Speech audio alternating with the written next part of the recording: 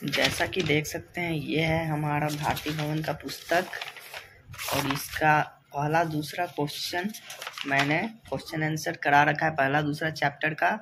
अब बारी है पार्ट 3 जो कि है इंडो चाइना हिंद में उपनिवेशवाद और राष्ट्रवाद। तो चलिए हमारा तीसरा चैप्टर है, इसके प्रश्नोत्तर देखते हैं। तो ये देखिए, ये तो आप लोगों के उत्तर आपके पुस्तक में ही मिल जाते हैं। इसका पहला से लेके 5वां तक का उत्तर देख सकते हैं आप, दिया हुआ है। और हम लोगों को यहाँ से देखना है लघु उत्तरीय, अति लघु उत्तरीय एवं दीर्घ उत्तरीय। ये सभी क्वेश्चन आंसर मैं इस वीडियो में कराऊंगा, इसलिए इस वीडियो को अंत तक जरूर देखना। तो चलिए, हमारा अति लघु उत्तरीय प्रश्न में पहला क्वेश्चन कहता है कि हिंद चीन में रहने वाले फ्रांसीसियों को क्या कहा जाता था? तो कोलोन। जैसा कि आप लोग देख सकते हैं, ये है हमारा अति लघु उत्तरीय का पहला क्वेश्चन, जो कह रहा है कि अति लघु उत्तरीय प्रश्न पहला क्वेश्चन कहता है कि वियतनाम में रहने वाले फ्रांसीसियों को क्या कहा जाता था? तो वियतनाम में रहने वाले फ्रांसीसियों को कोलोन कहा जाता था। ये देख लीजिए, आपका पहला क्वेश्चन कंप्लीट हो चुका है। दूसरा क्वेश्चन देख लीजिए, वियतनाम में टोंकिन फ्री स्कूल क्यों स्थापित किए गए थे? तो इसका उत्तर देख लीजिए, पश्चिमी ढंग की शिक्षा देने का उद्देश्य से 1907 में। तो हमारा दूसरा नंबर क्वेश्चन बहुत ही आसानी से कंप्लीट हो चुका है। हमारे तीसरे नंबर क्वेश्चन की तरफ हम लोग चलते हैं। अब हमारा तीसरा नंबर क्वेश्चन आप लोग देख सकते हैं। तीसरा नंबर क्वेश्चन कहता है कि वियतनाम में स्कॉलर्स रिवोल्ट क्यों हुआ? तो इसका उत्तर आप लोग देख लीजिए कि वियतनाम में ईसाई मिशनरियों को बढ़ते प्रभाव को समाप्त करने के लिए 1868 में ईसाईयत के विरुद्ध स्कॉलर्स रिवोल्ट हुआ। हमारा तीसरा नंबर क्वेश्चन बड़े ही आसानी से हो गया है। चौथा नंबर क्वेश्चन अति लघु का देख लीजिए कि पायलट लाओ की स्थापना क्यों की गई? तो पायलट लाओ एक सैन्य संगठन था जिसकी स्थापना लाओस में साम्यवादी शासन व्यवस्था लागू करने के लिए की गई। हमारा तीसरा नंबर और चौथा नंबर क्वेश्चन तो बड़े ही आसानी से हो चुका है। और अगर आप लोगों ने यहाँ तक, अब हमारा 5वां नंबर क्वेश्चन होने जा रहा है जो कि अति लघु उत्तरीय प्रश्न का है कि 1970 में जकार्ता सम्मेलन क्यों बुलाई गई थी? तो इसको आप लोग देख लीजिए कि क्यों बुलाया गया था। तो आप लोग देख लीजिए कि उत्तर अमेरिका में ने कंबोडिया से अपनी सेना की वापसी की घोषणा की, लेकिन दक्षिण वियतनाम कंबोडिया से अपनी सेना हटाने को तैयार नहीं हुआ। फलतः इस गंभीर स्थिति के समाधान हेतु मई 1970 में जकार्ता सम्मेलन 11 एशियाई देशों का सम्मेलन बुलाया गया, जो कि हमारा 5वां नंबर क्वेश्चन का उत्तर हो चुका है। और अगर आप लोग अभी तक ये वीडियो को देख रहे हैं तो चैनल को ज़रूर सब्सक्राइब कर दीजिएगा, क्योंकि हम लोग इसी ऐसे ही आप लोगों के लिए इतिहास तो अभी हो रहा है। इतिहास के बाद आप लोगों को सभी विषय कराऊंगा, जैसे कि ज्योग्राफी हो गया, आप लोगों का सिविक्स हो गया, केमिस्ट्री हो गया, बायोलॉजी हो गया और मैथमेटिक्स, ये सब सभी एनसीईआरटी का भी और ये भारती भवन का जो पुस्तक है उससे भी कराऊंगा। इसीलिए आप लोगों को ये चैनल को सब्सक्राइब करके एक लाइक ज़रूर कर दीजिएगा, क्योंकि बहुत मेहनत करना पड़ता है इसके लिए। और आप लोगों का प्यार हम लोगों के मेरे ऊपर आएगा तो मैं और वीडियो बनाऊंगा, इसलिए आप लोग चैनल को ज़रूर सब्सक्राइब कर दीजिए। तो चलिए हम लोग चलते हैं। अब हम लोग आ जाते हैं लघु उत्तरीय प्रश्न के ऊपर, प्रश्न उत्तर के तरफ। तो आप लोगों को देखना है बड़े ध्यान से कि आप लोग पुस्तक में भी देख लीजिए कि पहला क्वेश्चन यही होगा लघु उत्तरीय का कि वियतनाम में राष्ट्रवाद के उदय के कारणों का उल्लेख करें। तो इसका उत्तर आप लोग देख सकते हैं कि वियतनाम में राष्ट्रवाद के उदय के प्रमुख कारण निम्नलिखित है, जो कि पहला देख लीजिए कि 1929-30 की विश्वव्यापी आर्थिक मंदी, ये तो हमारा पहला हो गया। और हम लोग चलते हैं दूसरे की तरफ। इसका उत्तर का दूसरा कहता है कि औपनिवेशिक सरकार की शोषणकारी नीति, और तीसरा कहता है कि किसानों पर बढ़ता बोझ, और चौथा कहता है कि गरीबी तथा बेरोजगारी की समस्या तथा उग्र रेडिकल आंदोलनों का प्रभाव। तो ये आप लोग देख लीजिए कि हमारा पहला क्वेश्चन हो गया है बड़े आराम से। हम लोग चलते हैं दूसरे क्वेश्चन की तरफ।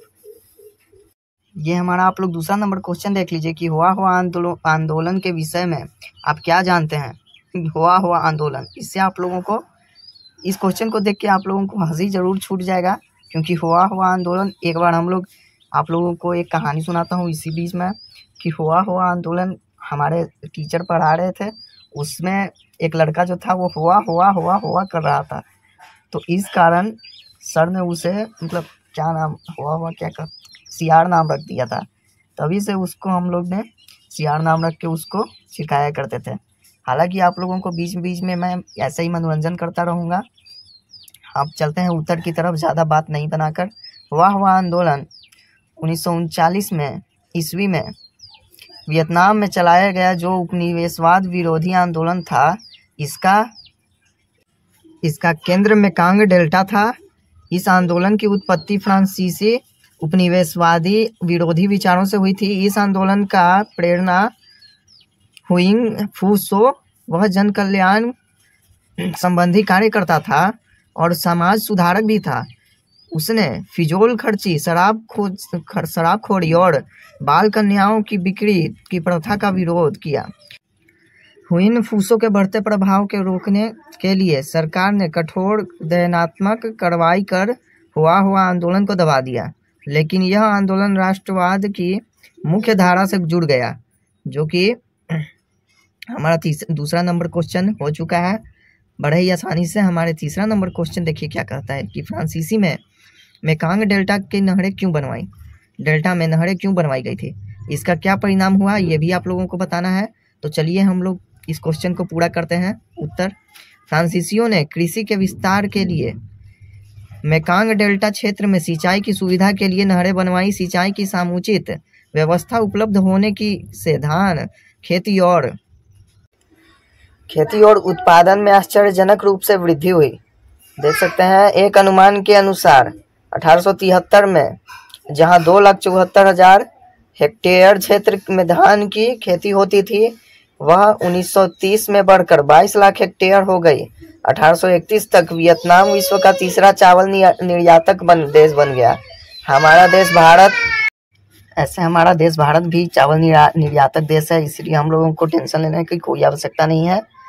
छोड़िए, हम लोग प्रश्न उत्तर की तरफ चलते हैं। हमारा चौथा नंबर क्वेश्चन देख लीजिए कि वियतनाम मुक्ति एसोसिएशन की स्थापना क्यों की गई थी।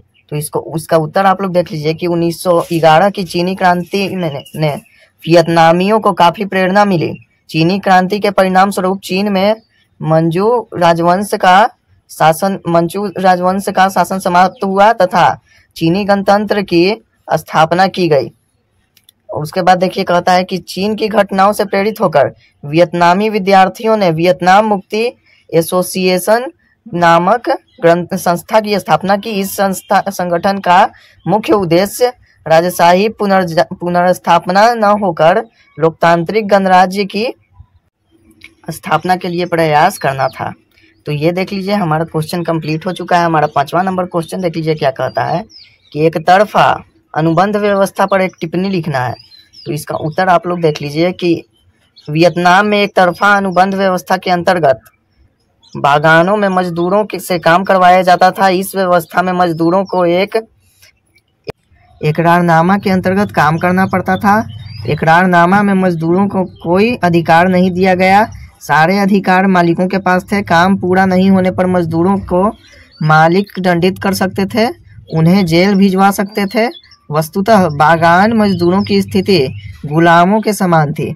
ये देख सकते हैं, ये बहुत ही जल्दी से हमारा पांचवा नंबर क्वेश्चन भी मतलब समाप्त हो चुका है। अब हमारा छठा नंबर क्वेश्चन कहता है कि वायुदाई के विषय में क्या मतलब जानते हैं आप लोग। तो इसका उत्तर आप लोग देख लीजिए। छठा नंबर क्वेश्चन आप लोग बहुत ही ध्यान से देख लीजिए। इसका उत्तर देख लीजिए कि बाओदाई वियतनाम के प्राचीन राजवंश का सम्राट जापानियों ने हिंद चीन से वापस लौटते समय अन्नाम का शासन बाओदाई को सौंप दिया, लेकिन बाओदाई साम्यवादियों का सामना करने में असमर्थ था, इसीलिए उसने अन्नाम के सम्राट का पद त्याग दिया। वियतनाम की आज़ादी के बाद फ्रांसीसी बाओदाई ने अपने प्रभावों को लेकर वियतनाम पर अप्रत्यक्ष शासन करते रहे। तो ये हम लोगों का छठा नंबर क्वेश्चन हो गया। सातवां नंबर क्वेश्चन आप लोग देख सकते हैं बड़े ही ध्यान से कि वियतनाम का विभाजन क्यों और कैसे हुआ। तो इसका उत्तर आप लोग देख लीजिए कि वियतनाम और फ्रांस के युद्ध में फ्रांसीसियों को बुरी तरह से पराजय हुई। अमेरिका ने हिंद चीन में हस्तक्षेप करने का निश्चय किया, जिससे स्थिति विस्फोट हो गई तथा तृतीय विश्व युद्ध का खतरा उत्पन्न हो गया। ब्रिटेन फ्रांस युद्ध नहीं चाहते थे, अतः समझौता की नीति अपनाई। इसके लिए जेनेवा में अंतर्राष्ट्रीय सम्मेलन आयोजित किया गया। 1954 के जेनेवा समझौता के द्वारा इंडो चीन से लाओस और कंबोडिया स्वतंत्र कर दिए गए।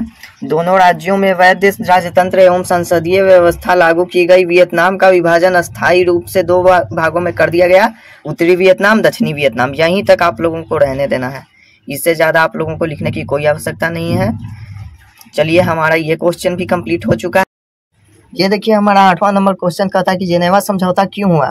तो इसका उत्तर आप लोग देख लीजिए कि वियतनाम में शांति स्थापित करने हेतु जेनेवा में अंतर्राष्ट्रीय सम्मेलन आयोजित किया गया।